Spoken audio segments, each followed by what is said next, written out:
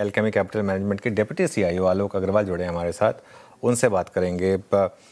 आलोक, good morning. शुक्रिया CNBC आवाज़ के साथ जुड़ने के लिए। ये मार्केट काफ़ी टफ रहा है, एक रेंज है और उस रेंज में ही काफ़ी समय से हम ट्रेड कर रहे हैं और बहुत कुछ डिपेंड करता है कि यूएस ईरान वॉर में क्या अपडेट आती हैं। तो ऐसे में लार्जर पिक्चर क्या है आपके हिसाब से मार्केट की देखकर इस समय मार्केट को? हाय अनुज, गुड मॉर्निंग। जैसा कि आपने कहा कि वेस्ट एशिया वॉर स्पेशली उसका जो इम्पैक्ट क्रूड ऑयल पे पड़ता है, उससे हमारे ओवरऑल मैक्रो फाइनेंसेस काफी हद तक इम्पैक्टेड होते हैं। हमने देखा था in the month of March जब $70 का क्रूड $120 तक चला गया, और अभी हाल ही में हमने जुलाई में $71 भी देखे और 100 के ऊपर भी देखा। तो इससे हमारे माइक्रो फाइनेंसेस पे जो इम्पैक्ट होता है, जिसकी वजह से रुपी भी इम्पैक्टेड हो जाती है, उससे ग्रोथ रेट पे जरूर इम्पैक्ट आता है। हालांकि अगर मैं रिजल्ट सीजन पे फोकस करूं और लास्ट सेवरल क्वार्टर्स को भी देखूं, तो भले ही लार्ज कैप जो निफ्टी ओरिएंटेड कंपनीज हैं, उनमें भले ही ग्रोथ नहीं आ रही थी, पिछले 8 क्वार्टर से वो डबल डिजिट ग्रोथ के लिए भी स्ट्रगल कर रहे हैं, लेकिन ब्रॉडर मार्केट्स में ग्रोथ काफी अच्छी है। इस क्वार्टर में भी लगभग आधी कंपनीज के रिजल्ट्स आ चुके हैं 40% प्लस के। और ओवरऑल नंबर्स देखें तो नंबर्स भले डिप्रेस दिखाई देंगे, क्योंकि ऑयल एंड गैस कंपनीज के स्पेशली ओएमसीज ने लॉसेस रिपोर्ट किए, बट एक्सक्लूडिंग ऑयल अभी तक के नंबर्स नियरली 19% की ग्रोथ दिखा रहे हैं, जो कि काफी अच्छे नंबर्स हैं। और वही ट्रेंड जो पिछले कुछ क्वार्टर्स में हमें देखने को मिला कि ब्रॉडर मार्केट्स में ग्रोथ रेट काफी बेटर थी। इस 19% में भी जो निफ्टी कंपनीज हैं उन्होंने 11% की ही ग्रोथ दी है, लेकिन broader markets mid and small cap segment में काफी बेटर ग्रोथ रेट आई है, जो कि हम मार्केट्स में भी देख रहे हैं। क्योंकि मार्च के बॉटम से mid small caps micro caps काफी हद तक रिकवर किए, काफी हद तक बाउंस बैक किए। कुछ एक इंडाइसेस ने ऑल टाइम हाई भी बनाए, लेकिन लार्जर इंडाइसेस मूव नहीं कर पा रहे। उसका मेन रीजन एफआई का सेलिंग तो है, लेकिन ग्रोथ रेट्स भी कोई खास अच्छे नहीं है। तो यही ट्रेंड कंटिन्यू होता नजर आ रहा है। सेक्टर सिलेक्टिव हो रहे हैं, स्टॉक सिलेक्टिव हो रहे हैं, बट हेडलाइन जो इंडेक्स है वो खास मूव नहीं हो रहा। ओके, चलिए, तो ये समय बिल्कुल हेडलाइन इंडेक्स में कुछ खास मूव आ नहीं रहा है। एक सबसे बड़ा जो मार्केट का सेक्टर है बैंकिंग, उसमें लार्ज कैप प्राइवेट बैंक्स, उस पर क्या व्यू रहेगा? क्योंकि मार्केट की सबसे बड़ी दिक्कत वही रही है पिछले कुछ समय में। एब्सोल्युटली अनुज, एक चीज जरूर अच्छी हुई है इनमें कि इनके क्रेडिट ग्रोथ नंबर्स काफी बेटर होने लगे। 15-16% सेक्टर ग्रोथ आ गई है, तो जो लीडिंग बैंक्स हैं करीब 18-19% की भी ग्रोथ रेट दिखा रहे हैं। लेकिन क्रेडिट ग्रोथ से टॉप लाइन ग्रोथ तो आ जाती है, ऑपरेटिंग प्रॉफिट ग्रोथ और नेम ग्रोथ के लिए मार्जिन चाहिए, और मार्जिन के लिए डिपॉजिट ग्रोथ चाहिए। और मोस्ट ऑफ जो बैंक्स है, लार्जर बैंक्स भी, वो डिपॉजिट ग्रोथ उनको थोड़ा स्ट्रगल हो रही है। तो जब तक वो डिपॉजिट ग्रोथ भी जोर से ना बढ़े, तब तक वो ओवरऑल प्रॉफिटेबिलिटी में नहीं आ पाते, जिसके वजह से भले ही क्रेडिट ग्रोथ बेटर है, वो नेट प्रॉफिट ग्रोथ और ऑपरेटिंग प्रॉफिट ग्रोथ उसमें ज्यादा उछाल नहीं देखने को मिला है। लेकिन बैंकों में भी जो स्मॉलर प्राइवेट बैंक्स हैं, टॉप 4-5 बैंक्स को अगर हटा दें, उसके नीचे के नेक्स्ट 4-5 बैंक्स देखें, तो उनके रिजल्ट्स काफी बेटर आए थे, एंड वो का लास्ट सेवरल क्वार्टर से काफी कंसिस्टेंटली अच्छे नंबर्स दे रहे हैं। तो वहां पे क्रेडिट ग्रोथ भी देखने को मिल रही है, और स्मॉलर बेस पे डिपॉजिट ग्रोथ भी ठीक आई, जिसके वजह से इनके ऑपरेटिंग प्रॉफिट ग्रोथ में ज्यादा उछाल है। और अक्रॉस द सेक्टर हमने देखा है क्रेडिट कॉस्ट काफी अच्छे से मेंटेन्ड है। तो ये सेक्टर में काफी हद तक टर्न अराउंड देखने मिल रहा है, लेकिन सेक्टर में विनर्स वही होंगे जिनके पास क्रेडिट डिपॉजिट रेशियो बहुत ज्यादा ना बढ़ जाए और ओवरऑल ऑपरेटिंग प्रॉफिट ग्रोथ अच्छी है। अच्छा आलोक जी, मैं थोड़ा सा गोल्ड के इर्द गिर्द रह के बात करना चाहता हूँ। जो भी यूएस में हुआ वॉर, कच्चा तेल और इन्फ्लेशन के कंसर्न्स, उसके बीच में अगर आप देखें जो डॉलर इंडेक्स ने किया, हमने गोल्ड में एक डिप देखा। हालांकि ग्लोबल प्राइसेस में एक सब्सटेंशियल डिप था, वो इंडियन मार्केट्स में इसलिए नज़र नहीं आता क्योंकि रुपी फैक्टर है। बट गोल्ड से जुड़े हुए जितने भी अगर आप देखें आपके हमारे पास सेटअप हैं ट्रेड करने लगे, मेरे ख्याल से आलोक जी से भी संपर्क टूट गया। मैं अपना जो प्रश्न है वो कुछ देर में रखूंगा। एक बार मीनवाइल अगर आप निफ्टी को ले आए, थोड़ा सा अगर आप देखें रिट्रेस हुआ है हल्का सा, वो अमूमन पॉसिबल होता है 10 बजे के आसपास, तो वो जो शार्पनेस थी वो कम हुई है। और इवन अगर आप निफ्टी आईटी को देखें, ये भी थोड़ा सा करीब 100-150 अंक रिट्रेस हुआ है। अनुज, एक ट्रेड लेते हैं इन मीनवाइल इस बीच में जहाँ पे अच्छे मूव आ रहे हैं। एक बार जरा प्लीज दिखे आइएगा Prestige Estates, Saumil, Prestige Estates 20 डेमा को पार कर रहा है, लोअर लेवल से अच्छा मूव यहाँ पर, एग्रेसिव स्टॉक है। इसकी पोजीशनिंग कैसी लग रही है आपको? ओवरऑल अगर आप रियल एस्टेट की बात करें तो रियल एस्टेट स्टॉक्स में प्रेस्टीज इज द स्ट्रॉन्गेस्ट। जो ओवरऑल अगर हमने गिरावट देखी डीएलएफ में या ओबरॉय में या लोढ़ा में, लेकिन Prestige has been very resilient.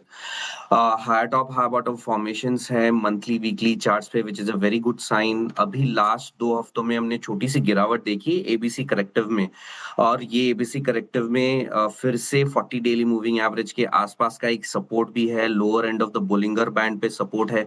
तो मुझे लगता है कि 1500 और 1550 के आसपास एक क्रूशियल सपोर्ट है फॉर प्रेस्टीज में, और मेरा व्यू पॉजिटिव रहेगा इन the medium term. Short term में ट्रेड करने की सलाह नहीं है, लेकिन मीडियम टर्म में 200 डेली मूविंग एवरेज 1500 पे है, और मुझे लगता है कि ये जो मीडियम टर्म अप ट्रेंड है वो कंटिन्यू रहेगा for a target of around 1800। सो 1800 के टारगेट्स को लेके हम चल सकते हैं, और उसके ऊपर अगर सस्टेन हो जाता है तो in the medium to long term 1960 तक ये स्टॉक जा सकता है। ओके, ठीक है, प्रेस्टीज पे टेक्निकल चेक हो गया।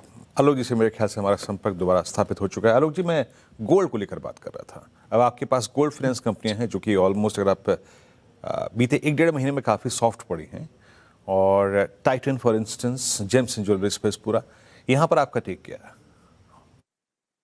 वेदी जी, इसको 2-3 एस्पेक्ट में देखते हैं। गोल्ड अपने आप में काफ़ी हद तक करेक्ट हो चुका है, और भले ही गोल्ड का आउटलुक काफ़ी पॉजिटिव है, हमारा स्टांस भी काफ़ी पॉजिटिव है।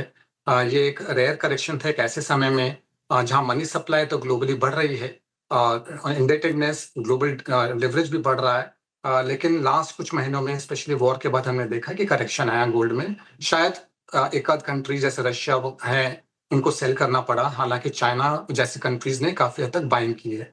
नेट लास्ट कुछ महीनों में सेंट्रल बैंकर्स ने नेट बाइंग ही की है।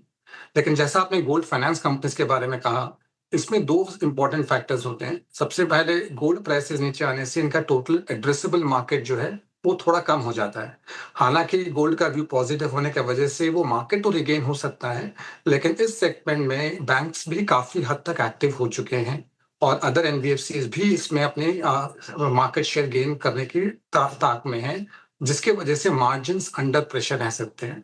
तो इसके वजह से ओवरऑल माइक्रो फाइनेंस जो गोल्ड फाइनेंस कंपनीज हैं, इनको ओवरऑल प्रॉफिटेबिलिटी ग्रोथ पे थोड़ा इम्पैक्ट आ सकता है, जिसकी वजह से हमारा व्यू बहुत पॉजिटिव नहीं है। लेकिन जो जेम्स एंड ज्वेलरी सेगमेंट है, उसमें ग्रोथ बहुत अच्छी देखने को मिल रही है, स्पेशली ब्रॉडर मार्केट्स में। हालांकि जो टॉप नेम्स हैं वो काफी हद तक वैल्यूएशन ज्यादा है उनकी, लेकिन जो सेकंड थर्ड रैंक कंपनीज हैं अक्रॉस द बोर्ड हमने देखा है ग्रोथ रेट्स काफी अच्छी है, वॉल्यूम ग्रोथ भी ठीक आ रही है, मार्जिन एक्सपेंशन भी अच्छी है। तो ओवरऑल गोल्ड सेगमेंट में, ज्वेलरी सेगमेंट में हमारा व्यू पॉजिटिव रहेगा। गोल्ड फाइनेंस पे व्यू न्यूट्रल टू नेगेटिव है, ओवरऑल गोल्ड पे हम पॉजिटिव है। ओवरऑल गोल्ड पे काफ़ी कंस्ट्रक्टिव व्यू है आपका। अच्छा आलोक जी, अब आप क्या थोड़ा सा बाइफरकेट, क्या विभाजन करके कुछ स्ट्रेंथ, साइडवेज या वीकनेस आईटी में कोई व्यू बना पाए हैं क्या इस बार के नंबर्स के बाद? आपने large cap mid cap IT के नंबर देख लिए, आपने एक तरफ एआई रैली को, चिप स्टॉक्स की रैली को कोलैप्स होते हुए देखा, कहीं ना कहीं अब कोई धारणा बनी है क्या आपकी इस वक्त आईटी में? वेदु जी, आईटी में सबसे स्ट्रॉन्ग चीज यही है कि वो करेक्ट हो चुके हैं, काफी हद तक वैल्यूएशंस अपने हिस्ट्री से नीचे आ चुके हैं, जिसकी वजह से एक बाउंस बैक बनता भी था। अपने निफ्टी आईटी इंडेक्स जो है अपने 5 ईयर लो से बाउंस बैक भी किया, ये महीने में one of the top performers है।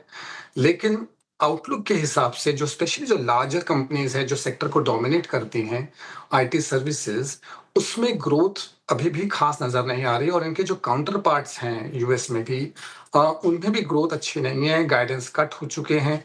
और अगर देखा जाए तो जो काउंटर पार्ट्स है यूएस के, वो आज हमारे आईटी इंडेक्स से कुछ 30% डिस्काउंट पे ट्रेड कर रहे हैं, जो कि हिस्टोरिकली एट पार ट्रेड होते थे। तो वैल्यूएशन भले ही सेक्टर की अपनी हिस्ट्री से कम आ गई है, लेकिन जो हमारे पियर्स हैं ग्लोबली, उनसे हम अभी भी थोड़े आगे हैं। वैल्यूएशन प्रीमियम सस्टेन हो सकती है अगर ग्रोथ रेट आए, तो वो ग्रोथ रेट अभी भी विजिबल नहीं है, जिसके वजह से जो टॉप आईटी सर्विसेज नेम्स हैं उसको हम पास कर रहे हैं। लेकिन सिलेक्टिवली कुछ कुछ आईटी कंपनीज ऐसी होती हैं जो रिसर्च एंड डेवलपमेंट में हो, कुछ ऑटोटेक के अंदर में है, जहां पे ग्रोथ रेट्स फास्टर आ सकती हैं। तो सिलेक्टिवली भले पॉजिटिव हो जाए, लेकिन ओवरऑल सेक्टर पे व्यू नेगेटिव है। ओके, चलिए, ओवरऑल अभी भी थोड़ी सी नेगेटिविटी है यहाँ पर। कोई और सेक्टर या थीम जो आपको इस समय पसंद हो, जिसकी आप बात करना चाहें इस समय, जहाँ पर आपको लग रहा है कि रिस्क रिवॉर्ड इन्वेस्टर्स के फेवर में है? आई थिंक जो सबसे अट्रैक्टिव सेक्टर जहां रिस्क रिवॉर्ड काफी बेटर है इन्वेस्टर्स के लिए, वो फार्मा सेगमेंट में है। फार्मा सेगमेंट जो कि चाइना प्लस वन के साथ थीम का भी बेनिफिशियरी है।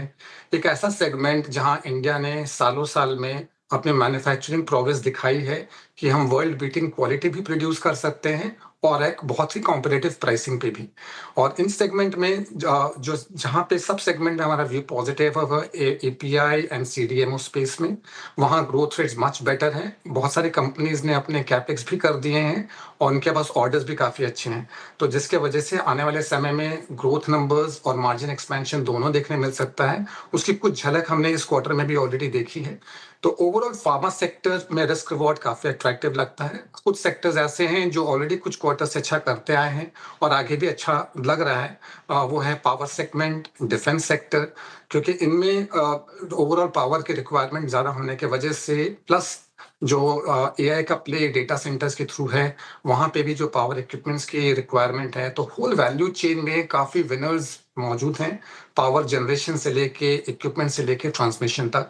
तो ये 2-3 सेगमेंट्स हैं, power, defence, pharma and fourth होता है कैपिटल मार्केट प्लेस। ये 4 सेगमेंट जो कि इंडेक्स में बहुत ज़्यादा वेटेज नहीं रखते, लेकिन ये चारों में अक्रॉस द बोर्ड काफ़ी अच्छी ग्रोथ देखने मिल रही है और इन्हीं में हमारा व्यू ज़्यादा पॉजिटिव है। ऑलराइट आलोक जी, बहुत बहुत शुक्रिया आज हमारे साथ जुड़ने के लिए और अपना समय देने के लिए हमें।